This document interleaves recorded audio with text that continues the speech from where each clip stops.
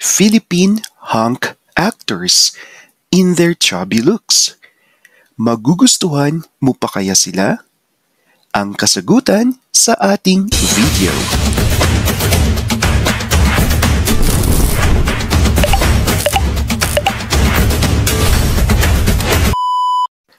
Una sa ating listahan, kapamilya hunk actor James Reid.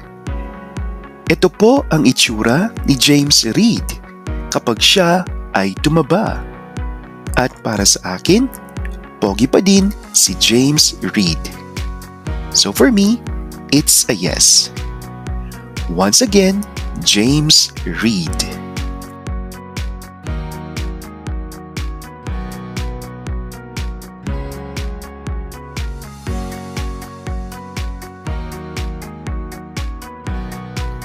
Another kapamilya hunk, Enrique Hill.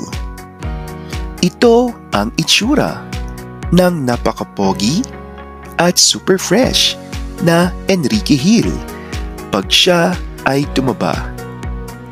Meron siyang kamukha na isang Hollywood actor, ngunit nakalimutan ko na ang kanyang pangalan. Once again, Enrique Hill pag siya ay tumaba. Next, another kapamilya actor, Donnie Pangilinan. Para sa akin, mukha siyang bading na Versa pag siya ay tumaba. So for me, it's a no. Ayaw ko po sa Versa, kaya sorry po sa ating mga Versa viewers. Once again, it's a no for Donnie.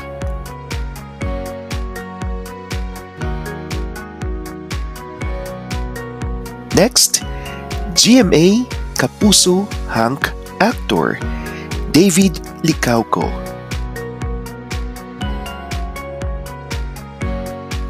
Mukha siyang bottom pag siya ay tumaba. So for me, it's a no. No, dahil hindi po tayo para sa mga bottom. Tayo ay para sa mga top. Di ba nga mga momshies? Once again, it's a no for David Licauco. Next, Kelvin Miranda. Si Kelvin ay mukhang tomboy na abogada pag siya ay tumaba. And for me, ayaw ko sa mga tomboy at ayaw ko din sa mga bottom. No offense sa ating mga kapatid na lesbian. So once again, it's another no for Kelvin Miranda. And ang anak ng kilalang blogger o vlogger sa Facebook na si Mami Tan Felix. Para sa akin, hindi okay pag siya ay tumaba. So for me, it's a no.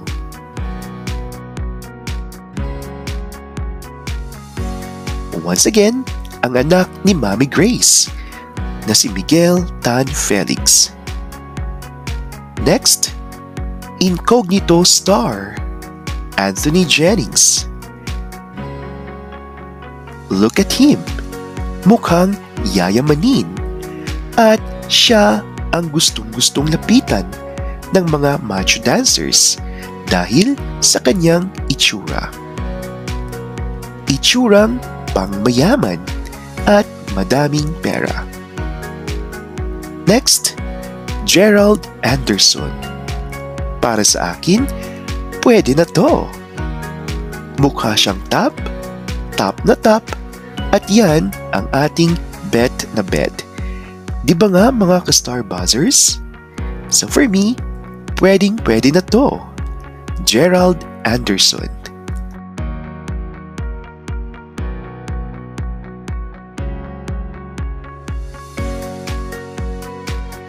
Another GMA hunk actor, Alden Richards.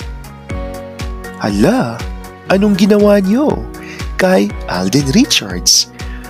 Nagmukhang adik na Bombay. Sorry po sa ating mga kapatid na Bombay. No offense to your community. So for me, it's a no for Alden Richards.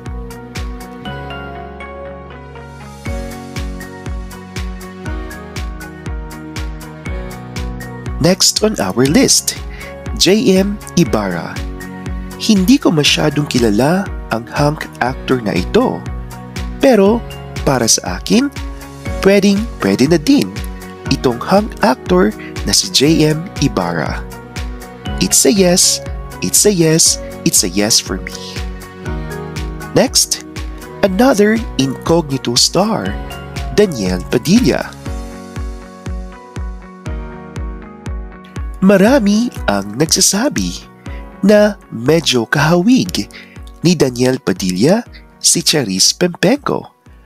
At kung titignan natin ang itsura niya pag tumaba ay parang oo. Parang kamukhaan niya si Charis Pempenko. Next, Batang Quiapo star, Coco Martin na nagmukhang Ninyo Mulak. Kamukhang kamukha ni Coco Martin si Ninyo Mulak pag siya ay tumaba. And for me, hindi ko siya bet pag siya ay tumaba.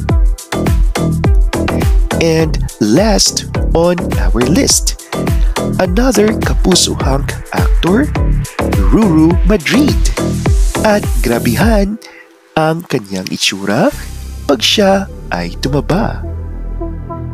Hindi ko alam kung babae siya o lalaki sa picture na ito.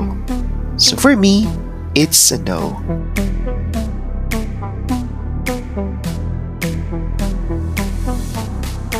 Ayan na nga po, ka-Star Buzzers, ang mga hunk actors in their chubby looks. Sino sa kanila ang iyong nagustuhan? I-comment mo na yan below, ka-Star Buzzers. Sa ating next video, ating sipsipin ang mga naglalakihang mananayaw ng kilalang male entertainment club sa Manila.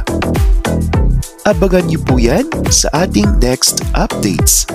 At bago natin tapusin ang video, ay gusto ko ulit magpasalamat sa ating viewers from Quezon City, Davao City, Pampanga, and Calabarzon areas na laging nakasubaybay sa ating sizzling videos.